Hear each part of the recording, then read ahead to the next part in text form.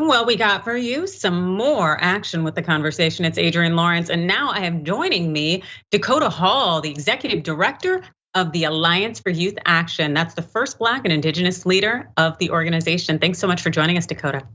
Oh, and thank you so much for having me on your show. Yes, all right. So we survived the midterms, and it was in large part to a lot of the young voters who came out and supported Democrats. Nationally, what we're looking at, young voters supporting Democrats over Republicans by 28 points. That is huge. What's your take on this?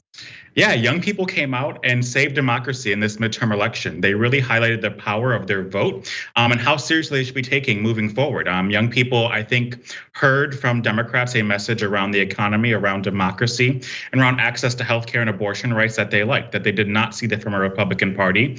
And they came out overwhelmingly for Democratic House candidates, as well as Democratic governors, Democratic Senate candidates as well, too. And I think that's why Joe Biden was smiling the day after the election, was because young voters stopped the red wave, and young voters have proven to the country that they are the most powerful voting bloc right now. Yeah, absolutely. And it seems to be especially powerful when it comes to Black and Latino youth, with 89% of Black youth and 68% of Latino youth bolstering up the Democratic House candidate. That's amazing. I guess from your vantage point, what is the draw that not only really gets people out, but young people in particular? And do you think we're going to see it again? Yeah, I think we're going to continue to see this trend. I think when they were faced with what the two candidates represented, they saw on the Republican side election deniers, people who wanted to take away democracy, people who wanted to limit access to healthcare and abortion rights. They also saw people who did not have an economic message for them, right? And I think on the other side, Joe Biden and Democrats came through on many big promises to young people, including canceling student loan debt, addressing the climate crisis, and then taking further action to make sure that they're going to protect abortion rights in the next Congress. So I think at the end of the day, the reason why Black and Latino young voters came out to vote for Democrats is because Democrats talked to them. They included their vision for the country into their policy platforms, and finally learned how to effectively message that to young people. Yeah, and it sounds like it galvanized them in large masses, which is fantastic.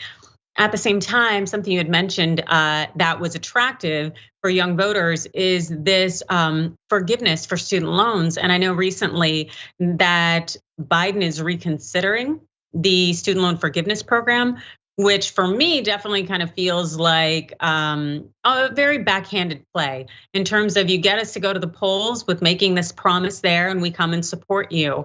And then all of a sudden, when there's one challenge coming up, there's consideration of, let's just not do this at all. I don't know, that doesn't sit very well with me. Any talk among young voters about it? Yeah, I mean, I think young voters understand who's fighting the lawsuits to stop the student loan forgiveness as well, too, right? Like, it is Republicans who are trying to put a halt to this program first and foremost. And Republicans should be ashamed of themselves for trying to do this. These are the same Republicans that have been called on the media for taking hundreds of thousands, if not millions of dollars in COVID dollars, right? And they got those forgiven through the COVID loans. And yet here they are trying to stop young Americans who are saddled with debt from getting a better economic future. So I think the question really here is, like, why are Republicans special and young people are not special in this country when it comes towards getting some assistance and getting a better future? And so I think, while Joe Biden and his administration are considering what pathway forward to ensure that we get this still enacted, I think the real culprit here are the Republicans who filed these lawsuits, because they don't want to see young people have the economic mobility in this country right now. Absolutely. I know the GOP knows that access to education can very much mean access to opportunities. And so to keep that class divide and particularly exploiting the racial aspects of student loan forgiveness, that's definitely seems to be very much on their agenda and perpetuating those systems of oppression. But going over to Pennsylvania, I know that hotly contested race between John Fetterman, Dr. Oz, that was something that was being covered across the board, but it was the youth vote that ended up being vital to Fetterman's win in Pennsylvania state. I think it it is just something that is incredibly valuable, and also something that helped in terms of the Democrats not losing control in the Senate. How do you think Fetterman is possibly aligned to serve the young voting population there that backed him as a candidate? Yeah, I mean, first and foremost, I think also recognizing that Dr. Oz was a terrible candidate for that state, who did not even know the Steelers were on a bye week, right? Like that's rule number one. You have to know the football of your state, and in a state like Pennsylvania. And so while I think it's a combination of one, it was a terrible candidate on the Republican side, and also John Fetterman running a campaign that engaged the many college students within that state as well too. And so, I'm hoping that the campaign promises are followed through. Like I think that's the big thing for Democrats right now, is that there are going to be many vulnerable seats up in 2024 in places like Montana. And so if Democrats are unable to hold their promises, we'll be looking at young people maybe to choose a third party candidate. And so I think John Fetterman and the rest of the Senate Democrats right now have a really big job in terms of being able to still pass a bold agenda while the House is still up in the air. Yeah, and I actually think that's really cool, because when we're often talking about demographics and how candidates and politicians can really look to support them, I'd love it if they recognize the youth, young Gen Z demographic.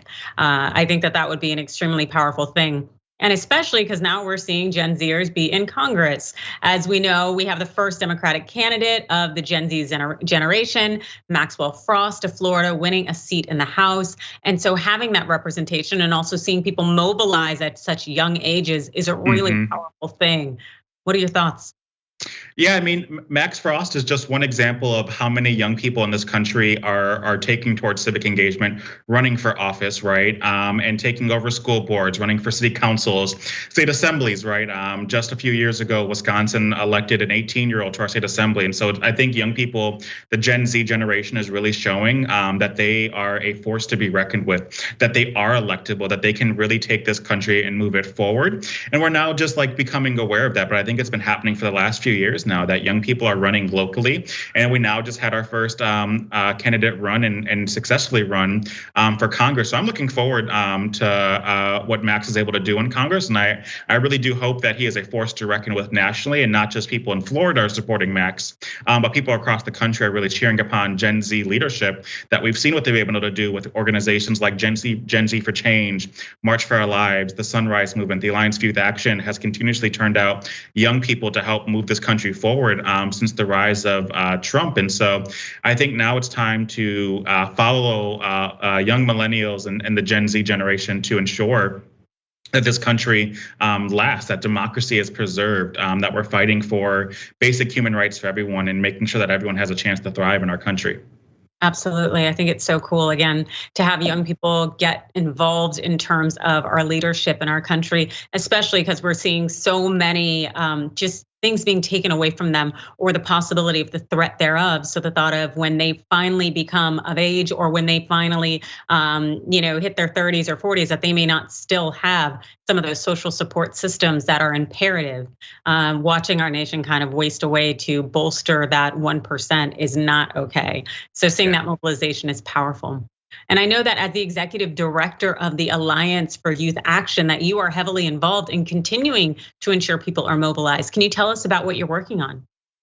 Yeah, right now we are planning for the 2024 election, right? And as also all the other elections that we'll see in 2023 in states like Wisconsin, where the Supreme Court will be on the ballot in February and then April, that civic engagement doesn't stop, right? Young people need to be consistently engaged. And so even days after the election, we are still on college campuses. We're still knocking doors in communities to talk about what does it mean to now legislate, right? There's an amazing program down in Phoenix through our organization, Poder, who's now doing a governance fellowship to talk about what does it mean to govern in Phoenix and in Arizona now that they've been elected. And so this is the important work that young people are leading. We're not just electing people, but we're telling them how to govern and govern on the values that we believe in to ensure that they're representative of our communities. And so I really look forward to what we're able to do, not only for elections, but really afterwards to ensure that government is truly representing the people.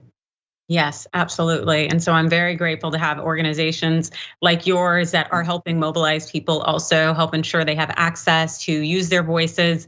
And Really just ensuring that you are galvanizing people so that they can truly be a part of our voting system and have their voices heard. So thank you so much for all that you do. And also in terms of people who may want to get involved with the Alliance for Youth Action, what should they do? Where should they go? Yeah, go to our website, allianceforyouth.org, and get connected to one of the amazing 20 organizations that we have in our network. We operate in 18 different states, and so these are political homes for young people that can really help develop them, take their skills from being an activist to an organizer, to teach them political education that they may have not got in school, to teach them civics, to really unlock that side of their mind, to be lifelong engaged residents and citizens of this country. So definitely check us out. Social media and on our website, Alliance for Youth Action, and we can plug you in. And we look forward to building a movement for all people, led by young people. Yes, fantastic. Well, thank you so much. Again, really appreciate all the work that you do, and I'm excited for more people to get involved as we head into this hunt for 2024, which we know is probably going to be quite tumultuous. So I want to thank you so much for joining us. That's Dakota Hall, Executive Director of the Alliance for Youth Action. Thank you.